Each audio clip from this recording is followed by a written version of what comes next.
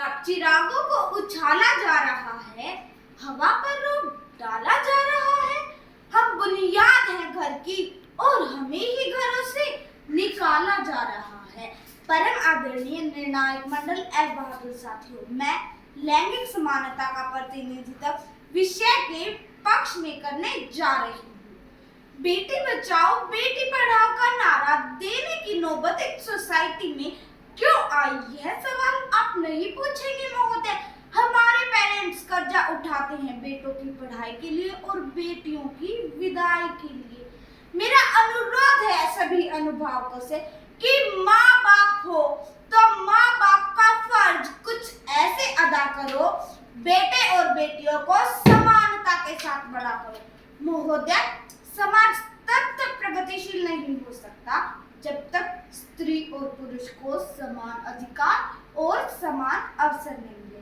यदि दो पंखों वाला पक्षी उड़ना चाहता है तो उसके दोनों पंखों की ताकत बराबर होनी चाहिए। वैसे ही स्त्री और पुरुष को भी तभी समान अधिकार मिलेगा। मेरा अगला तर्क मेरे विपक्ष साथी के लिए संवैधानिक अधिकार हमारे संविधान का अनुच्छेद 14, 15, 16 सभी नागरिकों को समानता का अधिकार देता है। फिर लिंग के आधार पर भेदभाव क्यों महोदय?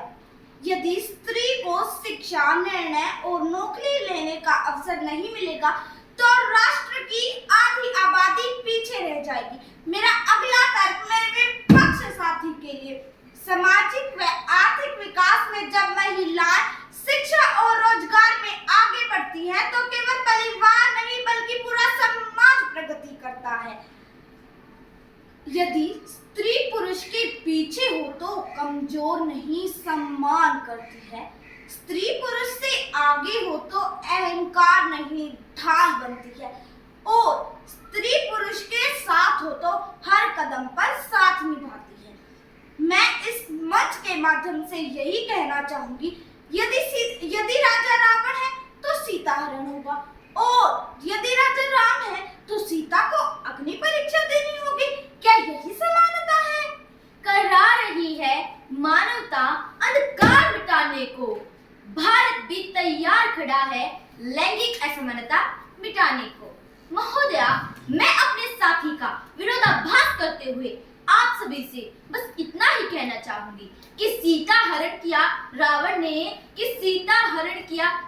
ने मानवता को ललकारा था। राम प्रभु ने रावण को लंका में घुसकर मारा था। मैं अपने साथी को बताना चाहती हूँ कि आधा ज्ञान बहुत हानिकारक होता है। मैं ये भी बताना चाहती हूँ कि वह कौन सी समानता की बात कर रहे हैं। कहीं पर तो पुरुष को अधिक महत्व दिया जाता है और कहीं पर महिला को अधिक प्राथमिकता दी जाती है।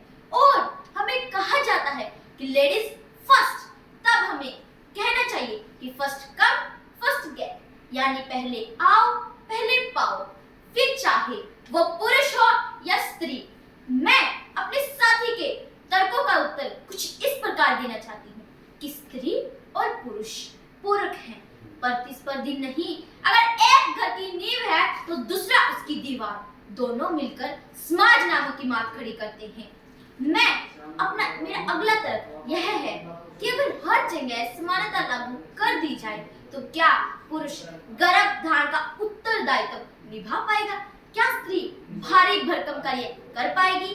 नहीं महोदया, नहीं। क्या बॉर्डर पर दुश्मनों से लड़ने के लिए और लोहा मनवाने के लिए अब स्त्री को आगे करेंगे? नहीं महोदया, नहीं। क्या अंत में न लड़की कम है न लड़का कम है, कि न लड़की कम है न लड़का कम है, दोनों में ही कुछ करने का दम है। समान अधिकार से ही समाज खिलेगा, नव्यों का दीप हर हृदय में जलेगा।